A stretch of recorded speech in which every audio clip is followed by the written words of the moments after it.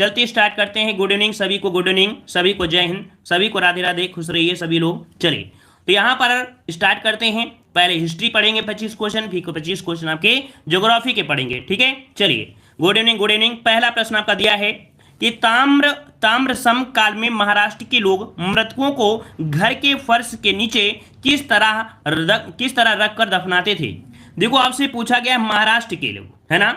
यहां पर देखो पूछा है महाराष्ट्र के, कह रहे हैं बीएड एंट्रेंस के लिए नहीं है क्या भैया, ये बताइए उसके लिए कोई स्पेशल है। हिस्ट्री, ज्योग्राफी, पॉलिटी, थोड़े समझदार बनिए, थोड़े देश के एक होनहार बनिए, ठीक है। सब कुछ आपको मिलेगा। अगर आपके नाम पर जीके है, अगर आपके जीवन में अगर हिस्ट्री लिखी है तो हिस्ट्री आपको पढ़ना ही पड़ेगा, चाहे आप कोई भी एग्जाम दे रहे हो। समझ में आइए, अपने आप को बदलिए। चलिए तो देखो, ताम्रशक काल में महाराष्ट्र के लोग मृतकों को घर के फर्श के नीचे किस तरह दफनाते थे। यहां पर जवाब दीजिएगा। सही जवाब कौन सा हो जाएगा? 29 का जवाब दीजिएगा। चलिए 29 का जवाब यहां पर आपका कौन सा हो जाएगा? Option right, option right. किसी को पता है? किसी को पता है और पता है तो जल्दी से जवाब दीजिए, जल्दी से जवाब दीजिए। इंतजार है आप लोगों के। यहां पर सही जवाब कौन सा हो जाएगा? चलिए तो याद रखिए, उत्तर से दक्षिण कौन सा हो जाएगा? ऑप्शन ए होगा, उत्तर से दक्षिण। मतलब कह सकते हैं कि यहां पर इनका आपका सर है तो इन पर इनका पैर हुआ करता था, ठीक है। तो उत्तर से दक्षिण हुआ करते थे, ठीक है। तो आपका जवाब कौन सा हो जाएगा? 29 का ऑप्शन आपका ए हो जाएगा, ठीक है। चलिए अगले प्रश्न आते हैं। प्रश्न आपसे अगला पूछा गया है, यहां पर आपसे कह रहा है कि निम्नलिखित में से किस स्थल से मानव कंकाल के साथ कुत्ते का कंकाल भी सावधान से प्राप्त हुआ है। देख लीजिए, कह रहा है आपसे, यहां पर कह रहा है कि कुत्ते के मतलब मानव कंकाल के साथ कुत्ते का कंकाल भी सावधान से प्राप्त हुआ है। ये कहां से प्राप्त हुआ है? यहां पर जवाब दीजिएगा। चलिए तो यहां पर सही जवाब कौन सा हो जाएगा? 30 का जवाब। 30 का जवाब याद रखिएगा, ऑप्शन राइट आपका बनेगा बी, आपके बुर्ज होम से, ठीक है। कहां से? तो ऑप्शन आपका बी हो जाएगा, बुर्ज होम से आपको मिला है। ये जम्मू कश्मीर में श्रीनगर के निकट आपका है, उत्तर पश्चिम में स्थित है बुर्ज होम, ठीक है। हाँ, एक पॉइंट याद रखिएगा, यहां से ये होता है कि बुर्ज होम में जो लोग रहते थे वो गर्तावास में रहते थे। गर्तावास मतलब होता है ये लोग गड्ढा बनाकर, ठीक है, गड्ढा बनाकर गड्ढा वाले घरों में यहां पर रहते थे, ये इनकी विशेषता थी, ठीक है। तो यहां पर ऑप्शन आपका बी सही हो जाएगा।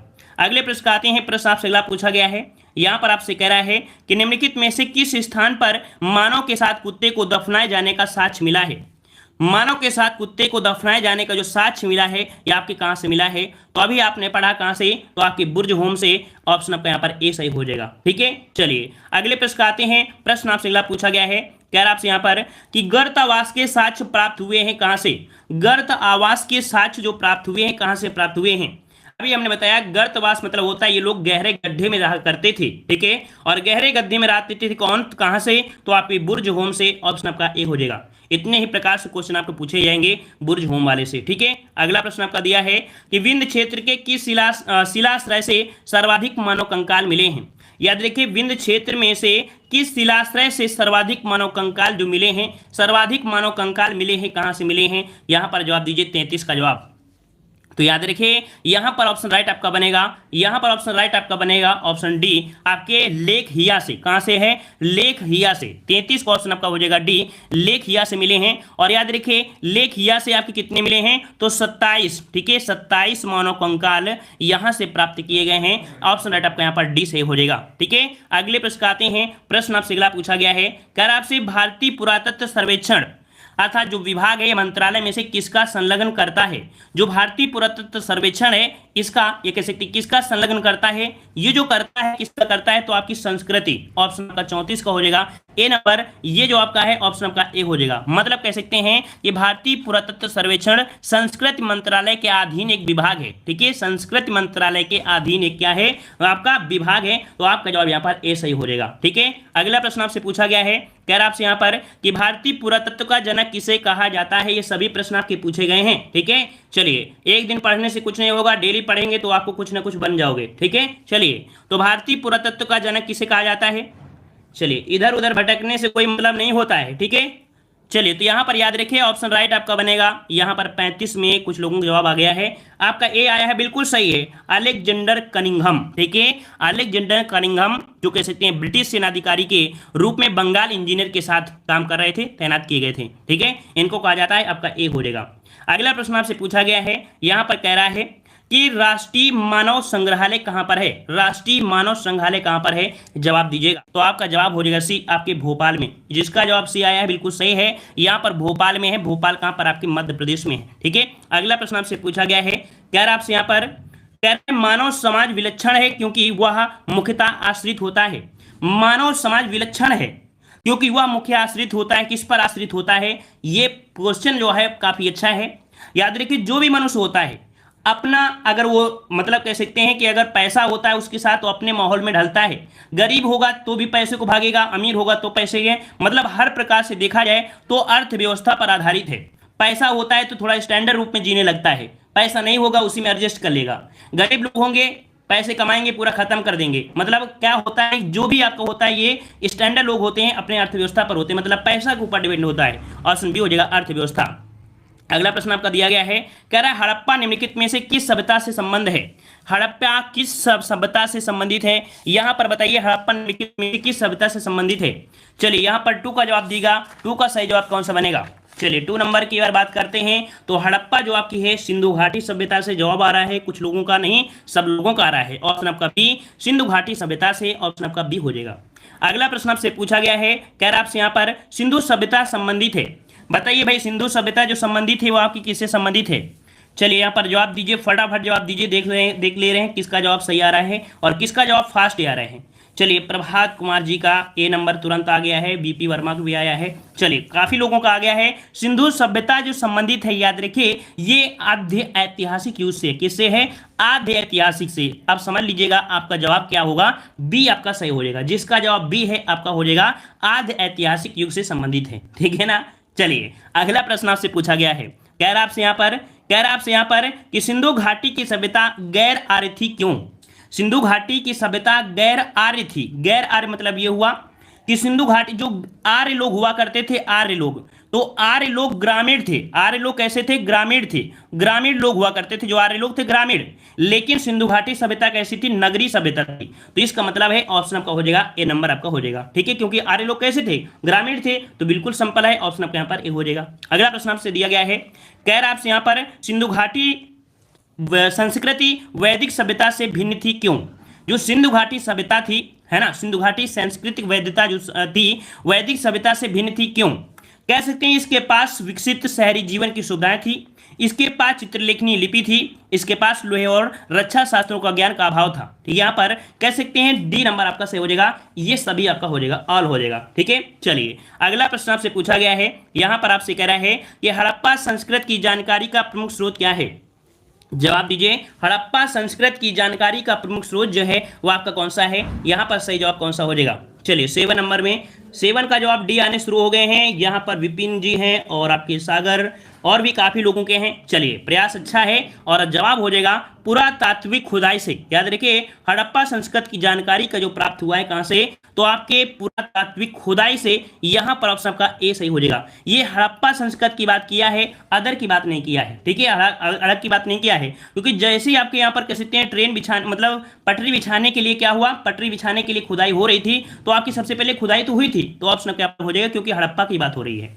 अगला प्रश्न आपसे पूछा गया है, कह रहा आपसे निम्नलिखित में से कौन सा सिंधु घाटी की सभ्यता पर प्रकाश डालता है? सिंधु घाटी की सभ्यता पर प्रकाश डालता है, 8 का जवाब कौन सा हो जाएगा? चलिए तो देखिए सिंधु घाटी की सभ्यता पर प्रकाश डालता है, कौन डालता है? 8 का जवाब दीजिएगा। तो यहाँ पर आपके जवाब आने शुरू हो गए हैं। बी नंबर आ रहा है, बी नंबर आ रहा है, बहुत अच्छे बहुत अच्छे। यहाँ पर याद रखिए बी सही है, पुरातात्विक संबंधी खुदाई। अब तो जवाब सही हो गया, चलिए बहुत अच्छी बात है। एक बार गलती हो जाए लेकिन दोबारा नहीं होना चाहिए। चलिए भारत में चांदी की उपलब्धता के प्राचीनतम साक्ष्य जो मिले हैं कहाँ से मिले हैं?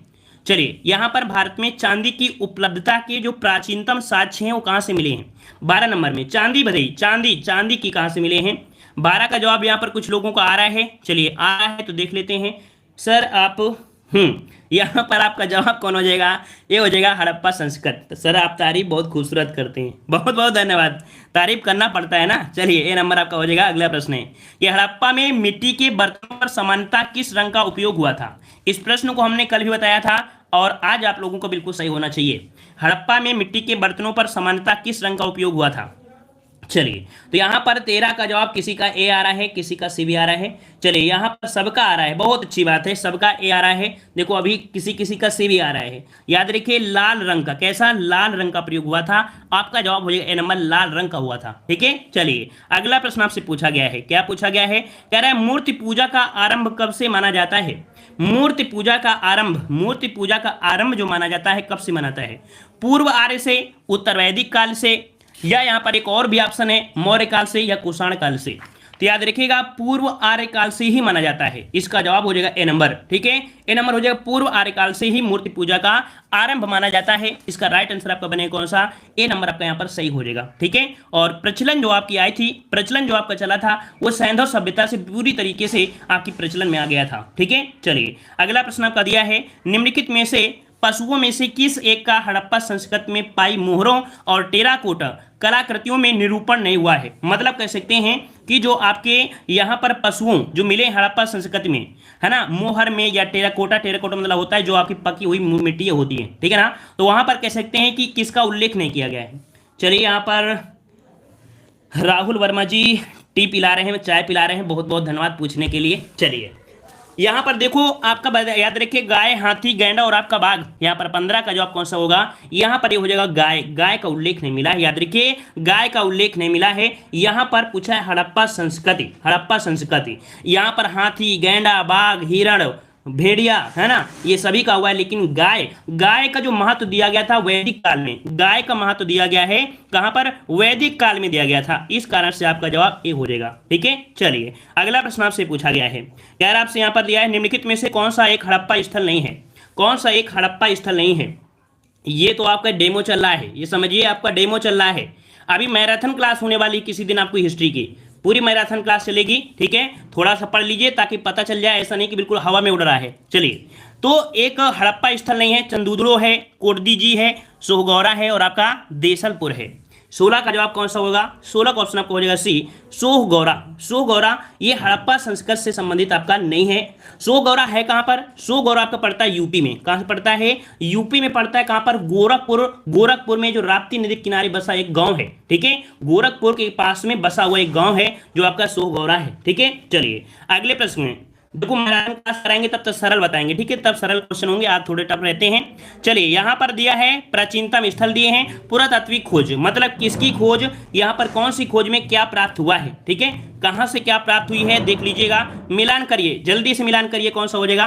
तो देखो यहां पर जो प्राप्त हुआ है लोथल, लोथल जो आपका है, लोथल में अगर बात करें तो यहां पर आपका हो जाएगा गोदीवाड़ा। लोथल आपका है गोदीवाड़ा, इसका आपका 2 होगा। कालीबंगा, भाई कालीबंगा की बात करें तो जुता हुआ खेत मिला है, कालीबंगा से जुता हुआ खेत मिला है। धौलावीरा से क्या मिला है, धौलावीरा से मिला है हड़प्पन लिपि, बड़े आकार के 10 चिन्हों का एक शिलालेख मिला है। बनवाली से जो मिला है पक्की मिट्टी की बनी हुई हल्की मिली है, तो इसका आपका 4 हो जाएगा, इसका आपका 3। देखो इसका जो बना है ये बना है। ठीक है, इसका ये बना है, स्क्रीनशॉट ले लीजिएगा। तो बना जो आपका है कौन सा है, यहां पर कह सकते हैं 2 1 4 3, 2 1 4 3, 2 1 4 3, 2 1 4 3, कौन सा है 2 1 4 3, ऑप्शन आपका बी हो जाएगा। ठीक है, चलिए अगला प्रश्न आपसे पूछा गया है, कह रहा आपसे यहां पर एक जुते हुए खेत की खोज की गई। चलिए आप बताइए, हमने अभी तो को बता दिया चारों चीज, अब आपको बताइए, कह रहा है जुते हुए जो खेत मिले हैं, ये खेत मिले हैं कहां से मिले हैं, जवाब दीजिए। 18 का जवाब हो जाएगा, तो आपका जवाब बी आ रहा है, आपका जवाब बी है, तो बिल्कुल बात सही है, कालीबंगा से ही प्राप्त हुए हैं, ऑप्शन आपका बी बन जाएगा। ठीक है, अगला प्रश्न आपसे पूछा गया है, कह रहा है सूची फर्स्ट को सूची सेकंड से यहां पर सुमेलित करना है। यहां पर दिया गया है एक सूची फर्स्ट में एक स्थल दिया है, दूसरी स्थान आपको दिया है क्या चीज वहां से प्राप्त हुए हैं। ठीक है, हड़प्पा से क्या प्राप्त हुआ है, हड़प्पा से क्या प्राप्त हुआ है, हड़प्पा से जो प्राप्त हुआ है वो हुआ है समाधान R37। ठीक है, यहां पर जो कह सकते हैं आपका क्या हो जाएगा 1 हो जाएगा। लोथल से क्या प्राप्त हुआ है, लोथल से अभी आपने देखा था गोदीवाड़ा। ठीक है, इसका 2 ही हो जाएगा। कालीबंगा से मिला है जुता हुआ खेत मिला है, कालीबंगा से जुता हुआ खेत मिला है, इसका आप कह सकते हैं क्या हो जाएगा 4 हो जाएगा। और आपके मोहनजोदड़ो से नर्तकी की मूर्ति मिली है, इसका आपका 3 हो जाएगा। तो 1 2 4 3, 1 2 4 3, 1 2 4 3, 1 2 4 3, 1 2 4 3 कहाँ है, डी नंबर, आपका जवाब यहाँ पर डी हो जाएगा। ठीक है, चलिए अगला प्रश्न आपका दिया है, कह रहा है आपसे यहाँ पर सूची फर्स्ट को सूची सेकेंड से सुमेलित करना है। ठीक है, कह रहा है यहाँ पर देखो सूची में हड़प स्थान दिया है, दूसरा कौन सा स्थान किस नदी संबंधी था, मतलब एक क्वेश्चन में 4 क्वेश्चन आपको कवर करना है। ठीक है, कौन सा स्थल जो आपका जगह थी वो किस नदी किनारे था, देख लीजिएगा। याद रखिए हड़प्पा, हड़प्पा किस नदी किनारे, तो आपके रावी नदी किनारे, इसका आपका 2 होगा। हस्तिनापुर जो था, हस्तिनापुर गंगा नदी किनारे, हस्तिनापुर आपके गंगा नदी किनारे, तो इसका कैसे क्या कौन हो जाएगा, 3 हो जाएगा। नागार्जुन कोंडा जो संबंधित था ये आपकी कृष्णा नदी से संबंधित था, इसका 4 हो जाएगा। और पैठन, पैठन जो आपका था गोदावरी नदी संबंधित स्थल है, ठीक है, पैठन गोदावरी से है, तो इसका आपका 1 हो जाएगा। तो 2 3 4 1, 2 3 4 1 कहीं है, देख लेते हैं 2 3 4 1 कहाँ है, 2 3 4 1 जो, हाँ मिल गया, बी नंबर मिल गया, ऑप्शन आपका बी हो जाएगा, ठीक है। चलिए अगला प्रश्न आपका दिया है, सूची फर्स्ट को सूची सेकंड से सुमेलित करना है। यहाँ कह रहा है हड़प्पा संस्कृत की बस्ती, और पूछा है किस स्थान पर, ये किस नदी के किनारे स्थित थे, ठीक है। कह रहा है हड़प्पा, कह रहा है हड़प्पा जो आपका था किस नदी किनारे, तो देखो हड़प्पा था रावी नदी किनारे, इसका कौन सा हो जाएगा, इसका आपका यहाँ पर हो जाएगा कौन सा, आपका 3 हो जाएगा। कालीबंगा, देखो इसको थोड़ा छोटा कर दें, ठीक है। चलिए हड़प्पा था आपकी रावी नदी किनारे, है ना, तो इसका 3 हो जाएगा। कालीबंगा जो था किस नदी किनारे, आपके घग्गर नदी किनारे, इसका घग्गर नदी हो जाएगा, इसका 2 हो जाएगा। लोथल जो था किस नदी किनारे, आपके भोगवा नदी किनारे, भोगवा नदी किनारे। और रोपड़ जो था कहां पर था, ये सतला नदी किनारे, इसका 4 हो जाएगा। 3 2 1 4, 3 2 1 4, अच्छा पहला ही जवाब मिल गया, 3 2 1 4 आपका मिल गया ए नंबर, ठीक है। चलिए अगला प्रश्न आपसे पूछा गया है, कह रहा है आपसे यहाँ पर कि गुजरात से सबसे पश्चिमी गांव और अरुणाचल प्रदेश के सबसे पूर्वी छोर पर स्थित वालांगू के समय में कितने घंटे का अंतराल है। अभी तक आपने हिस्ट्री पढ़ा है, अब आनंद लीजिए आपकी ज्योग्राफी का, ठीक है। बेहतरीन क्वेश्चन होंगे, एक पढ़िए, अच्छा पढ़िए और अपनी जिंदगी को खुशहाल बनाइए, ठीक है। चलिए तो देखो आपका दिया गुजरात के पश्चिमी गांव और अरुणाचल प्रदेश के सबसे छोर जो पूर्वी छोर है, इसके बीच वालांगू जो है, इसमें समय का अंतर कितना है। हमने कल प्रश्न पूछा था और आपका जवाब हो जाएगा बी, यहाँ पर आपका 2 घंटा, ठीक है। कितना है, 2 घंटे का है, जवाब सभी का बी सही है। अगला प्रश्न आपका दिया गया है, कह रहा है भारतीय मानक समय की यमोत्तर रेखा नहीं गुजरती है, भारतीय मानक समय की यमोत्तर रेखा नहीं गुजरती है। हमने आपको बताया था, कहा था कि जो आपकी यमोत्तर रेखा अर्थात भारतीय मानक समय रेखा है, ये आपके 5 राज्यों से होकर गुजरती है। कितने, 5 राज्यों से। कहां कहां से गुजरती है, तो आपकी यूपी से गुजरती है, एमपी से गुजरती है, ठीक है, छत्तीसगढ़ से गुजरती है, ठीक है, और आपके उड़ीसा से गुजरती है, उड़ीसा से, और आपके आंध्र प्रदेश से। अब देख लीजिएगा कहां से नहीं गुजरी है, कहां से नहीं गुजरी है, तो आपका 7 का ऑप्शन आपका सी, आपके महाराष्ट्र से नहीं गुजरी है, ठीक है, ऑप्शन आपका यहाँ पर सी हो जाएगा। चलिए अगला प्रश्न आपका दिया गया है, चलिए अगला प्रश्न आपका है भारतीय मानक समय की देशांतर रेखा 82.5 किस नगर से होकर गुजरती है। 82-30 जो आपका है ये किस नगर से होकर गुजरती है। चलिए यहाँ पर देख लेते हैं 8 का जवाब कौन सा हो जाएगा, कौन कौन जवाब दे रहा है। सभी लोग का जवाब 8 का डी आ रहा है, डी आ रहा है, तो चलिए बहुत अच्छी बात है। अगर आपकी इलाहाबाद का नहीं आ रहा है तो अच्छी बात है, ऑप्शन आपका डी हो जाएगा, इलाहाबाद हो जाएगा, ठीक है। चलिए अगला प्रश्न आपसे पूछा गया है, कह रहा है भारतीय मानक समय IST एवं ग्रीनविच माध्य समय GMT में अंतर पाया जाता है।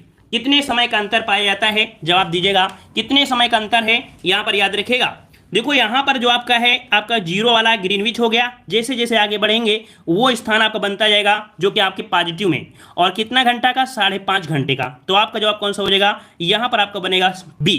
लेकिन कैसा, आपको पता है प्लस का निशान होना चाहिए, क्योंकि पूरा भी स्ट्रीम बढ़ेंगे तो प्लस होगा और इधर जाएंगे तो माइनस होगा, ठीक है। चलिए अगला प्रश्न आपसे पूछा है, भाई पसंद आ रहा है तो वीडियो को लाइक जरूर करते रहिएगा सभी लोग। चलिए कह रहा है यदि अरुणाचल प्रदेश के तिरप में, अरुणाचल प्रदेश के तिरप मतलब वही जो आपने वालांगू पढ़ा था, वहीं पर एक तिरप भी पड़ता है, ठीक है ना, तो वहां पर सूर्योदय 5 बजे प्रातः होता है।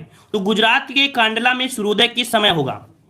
2 घंटे का अंतर था, अब 2 घंटे का अंतर था, तो ये बताइए 5 से हम नीचे जाएंगे या 5 के बाद जाएंगे, कहां पर जाएंगे, कहां पर जाएंगे। तो आपका जवाब कौन सा हो जाएगा, आपका जवाब हो जाएगा 5-2-7, 5-2-7, तो इसका मतलब है कि सुबह लगभग 7 बजे हो जाएगा।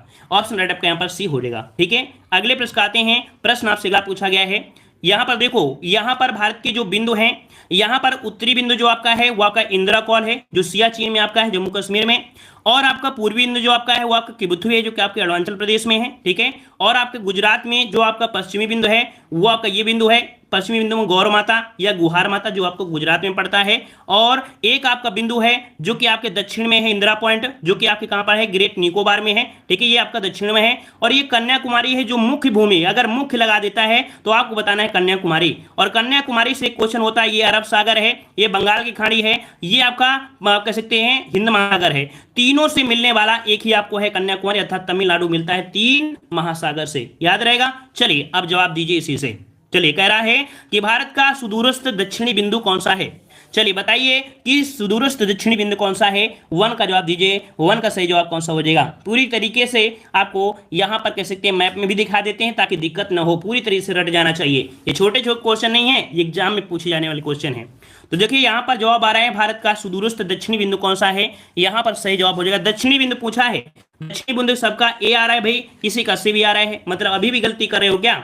अब तो गलती मत करो भाई साहब, यहां पर याद रखिए इंदिरा पॉइंट है, इंदिरा पॉइंट है। ऑप्शन आपका हो जाएगा कौन सा, सी हो जाएगा इंदिरा पॉइंट। ठीक है, अच्छा अगला प्रश्न बताइए। अगला प्रश्न आपका दिया गया है कि भारत का दक्षिणतम बिंदु कौन सा है।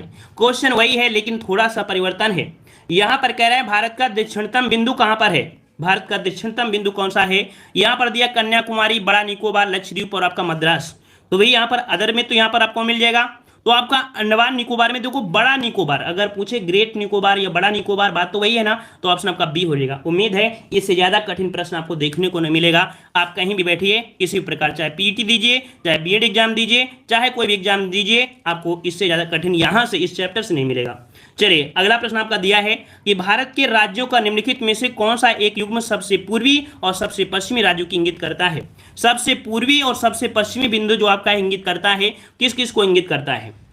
चलिए 4 नंबर में तो आपको पता है भैया, आपको पता है कि अरुणाचल प्रदेश है और आपका गुजरात है, तो ऑप्शन कौन सा हो जाएगा, यहाँ पर डी हो जाएगा। ठीक है, चलिए अगला प्रश्न आपसे पूछा गया है, कह रहा आपसे यहाँ पर भारत का सुदूरस्थ पश्चिमी बिंदु कौन सा है। भारत का सुदूरस्थ पश्चिमी बिंदु, पश्चिमी बिंदु की बात किया है तो हमने बताया है कि ये जो आपका गुजरात है, ये आपका गुजरात है, यहीं पर तो आपका था गौर माता, तो आपके ये वाला जो है 68 पॉइंट, मतलब 68 अंश और क्या बोलेंगे, 68 अंश और को बोलेंगे। इसका जवाब आप देते हैं तो समझेंगे कि आप लोग होशियार हो, है ना, नहीं तो फिर बहुत होशियार हो। चलिए 5 का जवाब यहाँ पर सी, देखो ऑप्शन आपका सी हो जाएगा, यहाँ पर सी नंबर होगा। कुछ लोगों के यहाँ पर ए आया है जो कि बहुत होशियार है, लेकिन देखिए हमने आपको बताया था ग्लोब में बताया था, क्या बताया था कि ये जो 20 से आती भूमध्य रेखा, यहां से जाती है आपकी कौन से, जीरो वाली रेखा, यहां पर आपकी जाती है कर्क रेखा, और भारत स्थित है यहां पर, मतलब पूर्वी गोलार्ध में है ना, पूर्वी गोलार्ध में। तो आपको पूरा भी लगाना है, पूरा भी लगाना है। अब आपको समझ में आ गया होगा कि पूरा क्यों लगाया गया है, इससे ज्यादा और ऑनलाइन में नहीं समझा सकते हैं। ठीक है, वो तो फ्रंट में होंगे तो आपको इतना समझा देंगे कि क्या बताएं। चलिए कह रहा है निम्नलिखित प्रमुख भारतीय नगरों में से कौन सा एक सबसे अधिक पूर्व की ओर स्थित है। देखो भारत में पूछा है भारतीय नगरों में से सबसे अधिक पूर्व की ओर पूछा है, पूरब की ओर, है ना। यहाँ पर आपको जो है वो कौन सा ऑप्शन हो सकता है, यहाँ पर कह सकते हैं भोपाल है, ये जो आपका है भोपाल है, इसको याद रखिए, इसे भोपाल लिख लीजिए, भोपाल। ठीक है, आप देख लीजिए हैदराबाद, भोपाल, लखनऊ और आपका बेंगलुरु। बताइए भाई कौन सा आपका पूरब में है। तो देखो पूरब की बात किया है, भोपाल तो भाई इसी प्रकार है, बेंगलुरु भी इसी है, हैदराबाद भी है। इसका मतलब है कि आपका जवाब हो जाएगा यहाँ पर सी, लखनऊ। लखनऊ जो आपको पड़ता है, लखनऊ जो पड़ता है ये पूरब की ओर पड़ता है। कहाँ पड़ता है, पूरब की ओर पड़ता है, याद रखिए पूरब की ओर पड़ता है। ठीक है, अच्छा यहाँ पर आपका जवाब देख लो, यहाँ पर हम आपको दिखा देते हैं। यहाँ पर जैसे आपका ग्लोब है, यहाँ पर जैसे आपका ग्लोब है ना। अब यहाँ पर जैसे जैसे आप बढ़ते जाओगे तो यहाँ पर 81 का आपका यहाँ पर आएगा और 81 यहाँ पर आएगा, तो आपको पता है जैसे इधर बढ़ोगे तो आपका लखनऊ आगे आएगा कि नहीं आएगा। देख लो सभी किससे कम में, तो आपका लखनऊ हो जाएगा, क्योंकि रेखाएं ऐसे बढ़ोगे तो बढ़ेंगे ना, 180 तक यहाँ पर जाते हैं। समझ में आ गया होगा। चलिए ना लाल भोपाल नहीं है। चलिए बहुत अच्छे। अगला प्रश्न आपसे दिया गया है, कह रहा आपसे कि भारत का वह कौन सा स्थान है जहां बंगाल की खाड़ी, अरब सागर और हिंद महासागर मिलते हैं। चलिए यहां पर जवाब दीजिए कि बंगाल की खाड़ी, अरब सागर और हिंद महासागर ये जो मिलते हैं, ये मिलते हैं कहां पर मिलते हैं। चलिए यहां पर प्रीति वर्मा का जवाब आया है, 7 का ए आया है, राहुल कुमार का ए आया है, सत्य सिंह का ए आया है और आपके और भी किसी का बी भी आया है। कोई यहाँ पर राहुल वर्मा बी दे रहे हैं। चलिए और भी कोई है, नहीं है, तो चलिए बिल्कुल सही जवाब जिन लोगों का आया है कौन सा, यहाँ पर आपका ए नंबर कन्याकुमारी। हमने बताया कि कन्याकुमारी जो आपका है ये आपकी 3 जगह से, बंगाल की खाड़ी से भी है, अरब सागर से, हिंद महासागर से। अभी हमने आपको बनाकर बताया था कि ये जो आपका है देखो यहाँ से यहाँ से यहाँ से, समझ में आ गया ना, अब गलती मत करिएगा। चलिए अगला प्रश्न आपसे दिया गया है, कह रहा है कि निम्नलिखित कथनों पर विचार करना है, थोड़ा सा टफ होगा लेकिन घबराना मत। घबरा गए तो भाई बहुत पीछे चले जाओगे और नहीं घबराए तो बहुत आगे पहुंच जाओगे। ठीक है, पूछा है कि असम, भूटान तथा बांग्लादेश की सीमा से लगा, मतलब असम जो है कह रहा है भूटान और बांग्लादेश की सीमा से लगा हुआ है। क्या ये बात सही है? जी हाँ, ये बात बिल्कुल सही है। ठीक है, दिया है पश्चिम बंगाल, भूटान, नेपाल की सीमा से लगा हुआ है। क्या ये बात सही है? तो याद रखिए पश्चिम बंगाल भूटान से और आपके नेपाल से क्या जुड़ा है, क्या जुड़ा हुआ है, जल्दी से बताइए क्या जुड़ा है। जी हाँ, ये भी जुड़ा है। ठीक है, ये भी जुड़ा है, ये भी सही है। फिर कह रहा है मिजोरम बांग्लादेश म्यांमार की सीमा से लगा हुआ है। क्या ये भी सही है? क्या ये भी सही है? जी हाँ, ये भी सही है। देख लीजिए यहाँ पर तीनों ही सही हैं, ये तीनों ही सही हैं। इसका मतलब है पहला दूसरा तीनों, ये तीनों आपके सही हैं। कैसे सही हैं देख लीजिए भाई, अगर आपको विश्वास ना हो तो आप देख लीजिए, हम आपको दिखा दे रहे हैं। देखो यहाँ पर आपको दिया गया है, यहाँ पर देखो ये पश्चिम बंगाल है, ये यहाँ से रेखा यहाँ जाती है और यहाँ की रेखा आपकी यहाँ पर भी जाती है, ठीक है। और बांग्लादेश भी है, नेपाल भी, भूटान है, इस सभी से जाती है, याद रखिएगा, ठीक है। और भी अच्छे से आप यहाँ पर कह सकते हैं देखिएगा, और भी आपको मैप से पढ़ने का प्रयास करिएगा, समझ में आएगा। चलिए, कह रहा है निम्न में से किस राज्य की सीमा बांग्लादेश से नहीं मिलती है? बांग्लादेश के साथ नहीं मिलती है। चलिए जवाब दीजिए, मेघालय, त्रिपुरा, मणिपुर और आपका मिजोरम। देखो कहां से दिया है, दिया गया है बांग्लादेश से, ठीक है। बांग्लादेश से दिया है कि नहीं मिलती है, तो अभी आपने पढ़ा मेघालय भी है और आपका त्रिपुरा भी है, मिजोरम भी है, लेकिन मणिपुर नहीं मिलता है। कौन सा? मणिपुर आपका नहीं मिलता है, याद रखिए मणिपुर। मणिपुर तो इस कॉर्नर में पड़ जाता है, और यहाँ पर आपका कौन है? बांग्लादेश। तो मणिपुर कहाँ पड़ता है? यहाँ तो पड़ता है ना कॉर्नर पे, तो आपका जवाब यहाँ पर मणिपुर हो जाएगा, ठीक है। अगला प्रश्न आपका दिया गया है, दिक्कत तो नहीं हो रही भी, पढ़ने में कोई दिक्कत तो नहीं हो रही है आप लोगों को? चलिए, बांग्लादेश की सीमा से लगे भारत के राज्य कौन सा है? बांग्लादेश की सीमा से लगे राज्य कौन सा है? पश्चिम बंगाल, नागालैंड। देखो आपको पता है कि नागालैंड तो हो ही नहीं सकता क्योंकि बिल्कुल कॉर्नर पे है, ठीक है।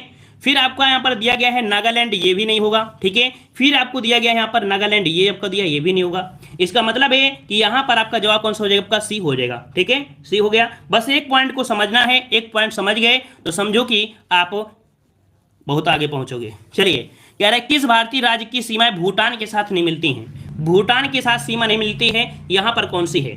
देखो भूटान सिक्किम से जुड़ा है, ये आपको पता भी होगा। अरुणाचल प्रदेश से भी जुड़ा हुआ है, ये भी पता है, ठीक है ना। पश्चिम बंगाल से भी जुड़ा है, ठीक है, भूटान अभी बताया भी था। लेकिन भाई मेघालय नहीं जुड़ा है, मेघालय नहीं जुड़ा है। ऑप्शन राइट आपके यहाँ पर बी हो जाएगा, ठीक है। चलिए, अच्छा प्रयास है और काफी अच्छा प्रयास है। चलिए, कह रहा है कौन से भारतीय राज्य की अधिकतम सीमा म्यांमार से स्पर्श करती है? कौन सी भारतीय राज्य की सीमा म्यांमार से स्पर्श करती है? म्यांमार कहां पर है? म्यांमार कहां का है? तो म्यांमार आप देखेंगे किस प्रकार से, म्यांमार ऐसे करेंगे तो म्यांमार की सीमा से जो स्पर्श करती है, देख लीजिएगा कौन सा आपका होगा।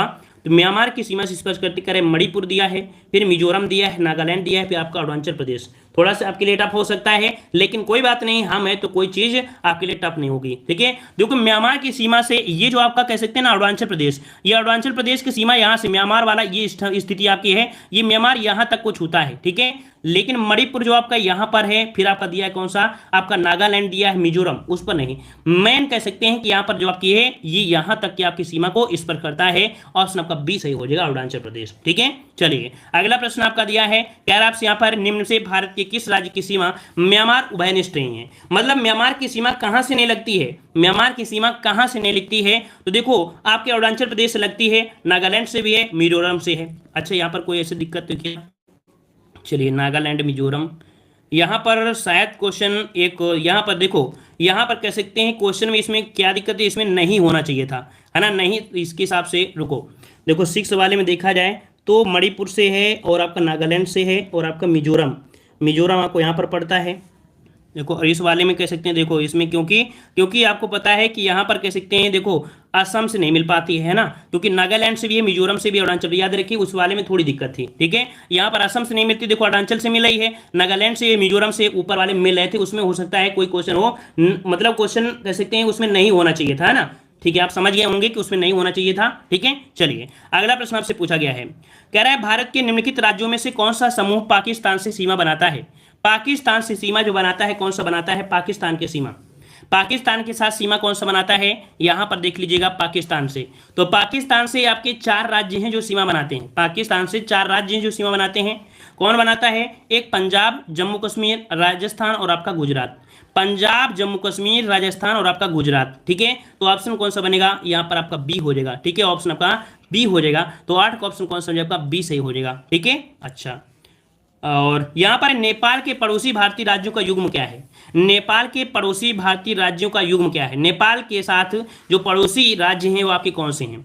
नेपाल के साथ, देखो नेपाल के साथ आपका दिया है सिक्किम दिया है, लेकिन भूटान नहीं मिलाता है, ठीक है। यहाँ पर असम दिया है, लेकिन बिहार, है ना, असम नहीं मिलाता है। फिर उत्तर प्रदेश दिया है और हरियाणा नहीं मिलाता है। इसका मतलब है बिहार और आपका सिक्किम आपका जवाब हो जाएगा बी नंबर, ठीक है। अगला प्रश्न आपसे पूछा गया है, कह रहा आपसे यहाँ पर कि निम्नलिखित में से किस देश की भारत के साथ सबसे लंबी स्तरीय सीमा है? भारत के साथ सबसे लंबी स्तरीय सीमा जो है वो आपकी किसके साथ है? 10 में जवाब दीजिएगा, 10 का जवाब यहाँ पर सही कौन सा हो जाएगा? डी नंबर आ रहा है, डी का आ रहा है। चलिए डी आ रहा है तो यहाँ पर देख लेते हैं, बांग्लादेश बिल्कुल सही हो जाएगा आपका जवाब। ठीक है, अगला प्रश्न आपसे पूछा गया है, कह रहा है निम्नलिखित में से किस देश की भारत के साथ सबसे लंबी स्थलीय सीमा है? तो भाई वही क्वेश्चन आपका रिपीट हुआ है, 10 नंबर में आपका बांग्लादेश हो जाएगा, कोई दिक्कत नहीं है। आगे बढ़ते हैं, कह रहा है आपसे यहाँ पर, कह रहा है निम्नलिखित राज्यों में से कौन सा राज्य बांग्लादेश से अपनी सीमा नहीं बनाता है? बांग्लादेश के साथ अपनी सीमा नहीं बनाता है। बांग्लादेश के साथ देखो, बांग्लादेश के साथ आपका तो असम है, जुड़ा है, मेघालय है और अब मिजोरम है, लेकिन नागालैंड, नागालैंड कहाँ पड़ जाता है? नागालैंड इस साइड में पड़ जाता है, इस कारण से ये बांग्लादेश के साथ सीमा नहीं बना पाता है। ठीक है, चलिए अगला प्रश्न आपसे पूछा गया है, कह रहा है आपसे यहाँ पर कि भारत तथा पाकिस्तान की मध्य सीमा रेखा एक उदाहरण है। मतलब कि आपके भारत के साथ और पाकिस्तान के बीच जो सीमा है, रेखा है, ये किस प्रकार की है? अध्यारोपी सीमा है या पूर्ववर्ती सीमा है या अवशिष्ट सीमा है या परवर्ती सीमा है? थोड़ा सा आपके लिए टफ हो सकता है, लेकिन कोई दिक्कत नहीं है। याद रखिएगा, ये एक सीमा है अध्यारोपी सीमा। कैसी सीमा है? ये अध्यारोपी सीमा है। अब आपके दिमाग में आ रहा है अध्यारोपित है क्या? अध्यारोपित का मतलब हम लोग ये कह सकते हैं कि ये रेखा पहले से नहीं थी, ये रेखा पहले से नहीं थी। ये जो आपकी रेखा है बाह्य शक्ति द्वारा आपकी बनाई गई। मतलब कह सकते हैं कि इसमें से जो आपके पाकिस्तान और अफगानिस्तान के बीच में रेखा खींचे थे वो आपके ग्रेट ब्रिटेन द्वारा, मतलब कह सकते हैं कि ब्रिटेन के द्वारा इसे बनाई गई थी, है ना। वही तो आए थे, इन्होंने डिवाइड कर दिया था, मतलब दूसरे देशों के सहयोग के माध्यम से इस रेखा को खींचा गया था। इस कारण से ये जो आपका जवाब हो जाएगा अध्यारोपित होती है। जो भी रेखा होती है दूसरे देशों के सहयोग से की गई है वो आपकी अध्यारोपित हो जाएगी। ठीक है ना। और कब की गई थी? तो वो आपके 1947 में। ठीक है, 1947 में आपकी की गई थी ये रेखा। ठीक है, इस प्रकार से आपकी हो जाएगी। तो कुल मिला के यहाँ पर आपने पढ़ा हिस्ट्री और ज्योग्राफी, आपके यहाँ पर दोनों क्वेश्चन हुए। थोड़ा सा यहाँ पर देखो लेवल आपको मजा आ रहा होगा, उम्मीद है, क्योंकि अभी जब हम मास्टर वीडियो लेके आएंगे वहां पर एक एक क्वेश्चन आपके होंगे, आपको इजी लगेंगे और अच्छा भी लगेगा।